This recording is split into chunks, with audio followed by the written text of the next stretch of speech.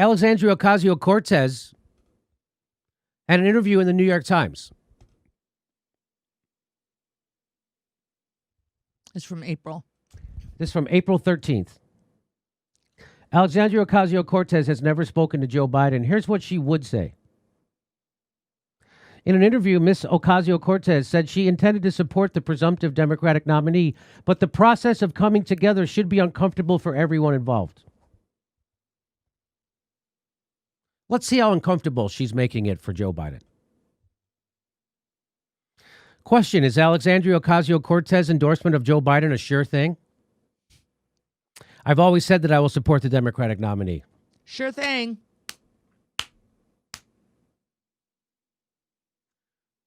What happened to making it uncomfortable for everyone involved?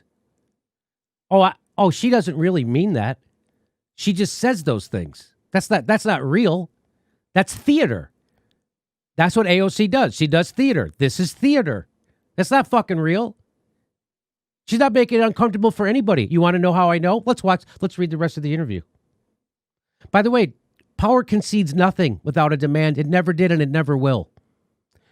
AOC and Bernie and the rest of the progressives in Congress and the Senate are demanding nothing, which is why you have nothing, which is why you don't have health care, which is why you don't have a jobs guarantee, which is why you don't have a Green New Deal, which is why you don't have a UBI in the middle of them shutting down your government, your economy and turning it into a Great Depression.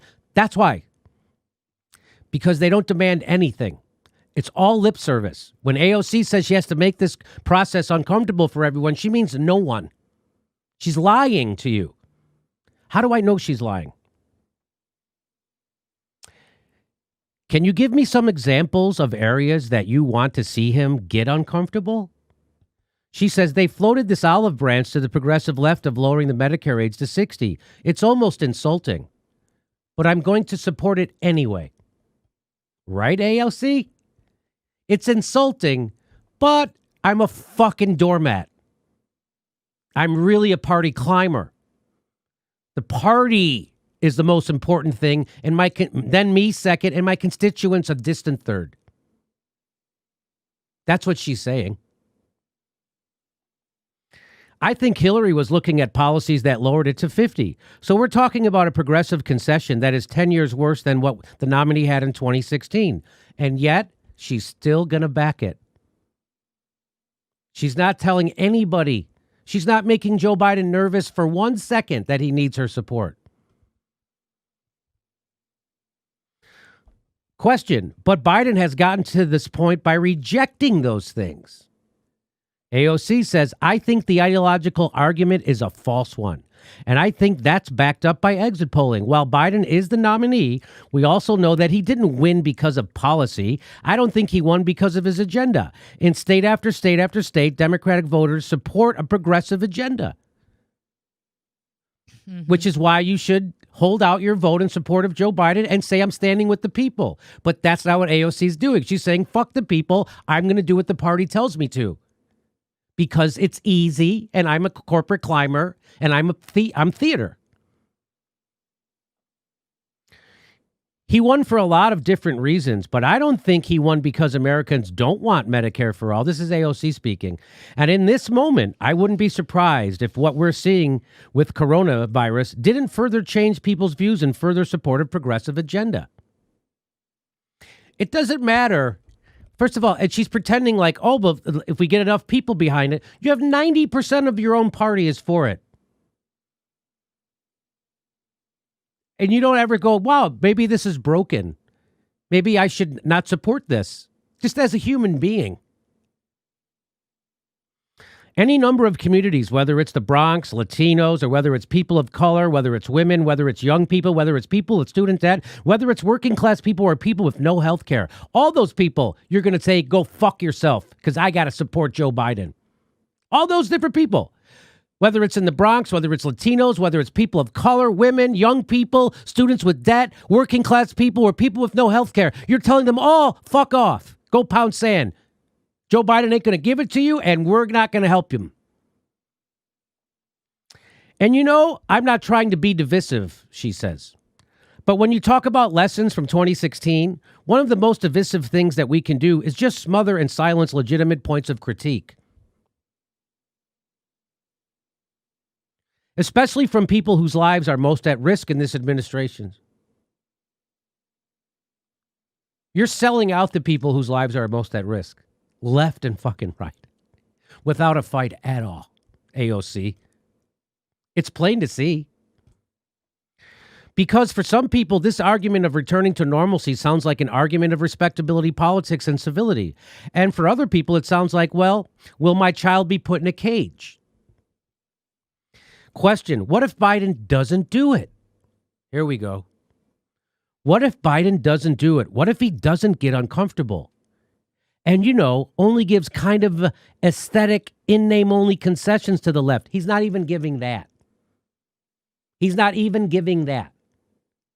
What would you do? What would she do?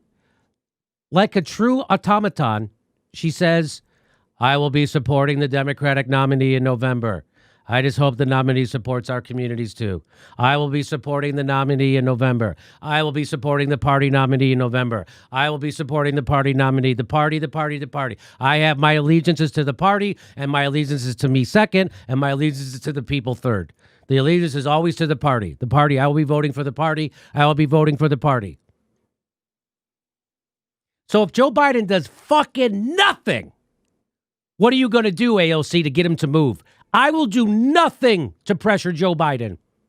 Absolutely nothing. And guess what she's doing to pressure Joe Biden? Absolutely nothing.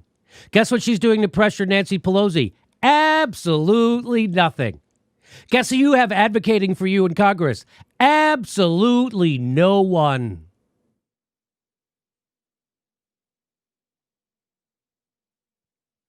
Question, has the Biden campaign reached out to you even? No. Why would they? You already pledged your support to him. You fucking go-along, spineless, nutless wonder who is a party dupe on purpose. Why would Joe Biden ever reach out to you? You already pledged your vote to him, and you know how politics works, so now he doesn't have to reach out to you, and you know that too, but you're such a lemming. You're such a sheep herder of progressives into a fucking anti-progressive party that you don't mind that you're transparent in your fucking bullshit. Because that's what this is, AOC. Complete bullshit. This is you selling us out in favor of your place in the party. That's what this is. Power concedes nothing without a demand. It never did and never will. You know why Joe Biden hasn't called you, AOC? Because you already pledged your support to him, the party, to corruption. Why? Because you're corrupt also. Because you'll go along with Nancy Pelosi and Joe Biden while selling out your constituents. For what? I don't know. I guess it's because you really want that committee assignment. And again, you can watch any other YouTube show and they won't say this. They'll tell you all the stuff that she's trying to push back. She's not. The way you push back is you tell Joe Biden, I'm telling my people not to vote for you until you take care of them. We're not taking a step backwards. That's what you say. We're not going backwards from 2016. That's what you say. But that's not what she's saying. What is she saying? She's saying, I will be supporting the Democratic nominee in November. I will be supporting the Democratic nominee in November.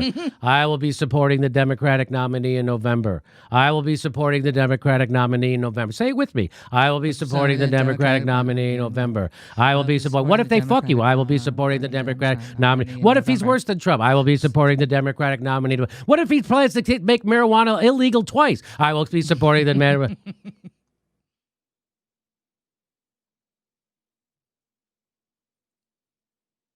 What if Joe Biden literally sticks his finger in your fucking eye? Not figuratively, but literally, I will be supporting the party nominee in November. Hey, this is the part where I tell you where our live shows are, but there aren't any. And then I would tell you to go join our premium, but nobody has a fucking job. So why don't you just enjoy the video?